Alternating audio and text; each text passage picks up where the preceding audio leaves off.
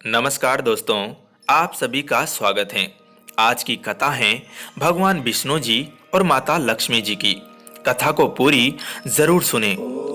एक बार भगवान विष्णु जी शेषनाग पर बैठे बैठे बोर हो गए और उन्होंने धरती पर घूमने का विचार मन में किया। वैसे भी कई साल बीत गए थे, धरती पर आए और वह अपनी यात्रा की तैयारी में लग गए। स्वामी जी को तैयार होते देखकर लक्ष्मी माँ ने पूछा, आज सुबह सुबह कहाँ जाने की तैयारी हो रही है?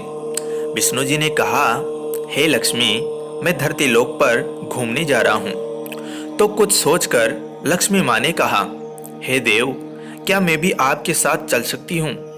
भगवान विष्णु ने 2 पल सोचा, फिर कहा, एक शर्त पर तुम मेरे साथ चल सकती हो। तुम धरती पर पहुंचकर उत्तर दिशा की ओर बिल्कुल मत देखना। इसके साथ ही माता लक्ष्मी ने हाँ कह के अपनी बात मनवा ली और सुबह सुबह माँ लक्ष्मी और भगवान विष्णु धरती पर पहुंच गए। अभी सूर्य देवता निकल रहे थे। रात बरसात होकर हटी थी। चारों ओर हरियाली हरियाली थी। उस समय चारों ओर बहुत शांति थी और धरती बहुत ही सुंदर दिख रही थी और माँ लक्ष्मी मंत्रमुग्ध होकर धरती को देख रही थी और भूल गई कि पति को क्या वचन देकर आई हैं और चारों ओर देखती हुई कब उत्तर दिशा की ओर देखने लगी पता ही नहीं चला। उत्तर दिशा में माँ लक्ष्मी को एक बहुत ही सुंदर बगीचा नजर आया। उस तरफ से भीनी भीनी खुशबू आ रही थी और बहुत ही सुंदर सुंदर फूल खिले थे। यह एक फूलों का खेत था और माँ लक्ष्मी बिना सोचे समझे उस खेत में गई और एक सुंदर सा फूल तोड़ लाई। लेकिन यह क्या, जब माँ लक्ष्मी भगवान विष्णु के पास वापस आई तो भगवान विष्णु की आंखों में आंसू थे। भगवान विष्णु ने माँ लक्ष्मी को कहा कि कभी भी किसी से बिना पूछे उसका कुछ भी नहीं लेना चाहिए और साथ ही अपना वचन भी याद दिलाया। माँ लक्ष्मी को अपनी भूल का पता चला तो उन्होंने भगवान विष्णु से इस भूल की माफी मांगी। तो भगवान विष्णु ने कहा कि तुमने जो भूल की है उसकी सजा तो तुम्हें जरूर मिलेगी। जिस माली के खेत से तुमने बिना पूछे फूल तोड़ा है, यह एक प्रकार की चोरी है। इसलिए अब तुम 3 साल तक माली के घर नौकर बनकर रहो। उसके बाद मैं तुम्हें बैकुंठ में वापस बुलाऊंगा। माँ लक्ष्मी ने चुपचाप सर झुकाकर हाँ कर दी। आजकल की लक्ष्मी तोड़े ही थी और माँ लक्ष्मी एक गरीब औरत का रूप धारण करके उस खेत के मालिक के घर गई। घर क्या, एक झोपड़ा था और मालिक का नाम माधव था। माधव की पत्नी, 2 बेटे और 3 बेटियां थी। सभी उस छोटे से खेत में काम करके किसी तरह से गुजारा करते थे। माँ लक्ष्मी जब एक साधारण और गरीब औरत बनकर जब माधव के झोपड़े पर गई तो माधव ने पूछा कि बहन, तुम कौन हो और इस समय तुम्हें क्या चाहिए?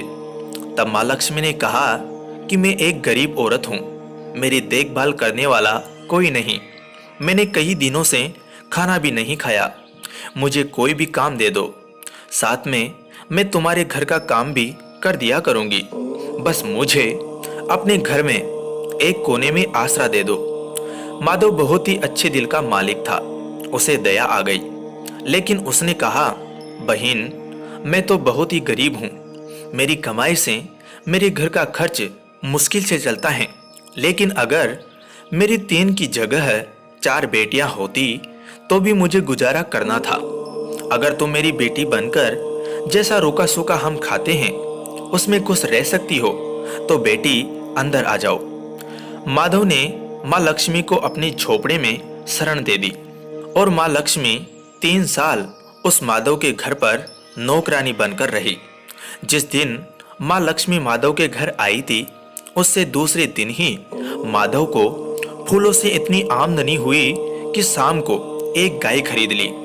फिर धीरे धीरे माधव ने काफी जमीन खरीद ली और सबने अच्छे अच्छे कपड़े भी बनवा लिए और फिर एक बड़ा पक्का घर भी बनवा लिया।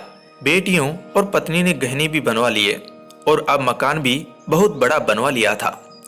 माधव हमेशा सोचता था कि मुझे यह सब इस महिला के आने के बाद मिला है। इस बेटी के रूप में मेरी किस्मत आ गई है। और अब 2-4 साल बीत गए थे, लेकिन माँ लक्ष्मी अब भी घर में और खेत में काम करती थी। एक दिन माधव जब अपने खेतों से काम खत्म करके घर आया तो उसने अपने घर के सामने द्वार पर एक देवी स्वरूप गहनों से लदी एक औरत को देखा। ध्यान से देखकर पहचान गया, अरे यह तो मेरी मुंह बोली चौथी बेटी यानी वही औरत है। और पहचान गया कि यह तो माँ लक्ष्मी है। अब तक माधव का पूरा परिवार बाहर आ गया था और सब हैरान होकर माँ लक्ष्मी को देख रहे थे। माधव बोला, हे माँ, हमें माफ कर दो, हमने आपसे अनजाने में ही घर और खेत में काम करवाया। हे माँ, यह कैसा अपराध हो गया। हे माँ, हम सबको माफ कर दे। अब माँ लक्ष्मी मुस्कुराई और बोली कि हे माधव, तुम बहुत ही अच्छे और दयालु व्यक्ति हो। तुमने मुझे अपनी बेटी की तरह रखा, अपने परिवार के सदस्य की तरह रखा। इसके बदले मैं तुम्हें वरदान देती हूँ कि तुम्हारे पास कभी भी खुशियों की और धन की कमी नहीं रहेगी। तुम्हें सारे सुख मिलेंगे जिसके तुम हकदार हो। और फिर माँ अपने स्वामी के द्वारा भेजे रथ में बैठकर बैकुंठ चली गई। कथा को पूरी सुनने के लिए आप सभी का धन्यवाद दोस्तों।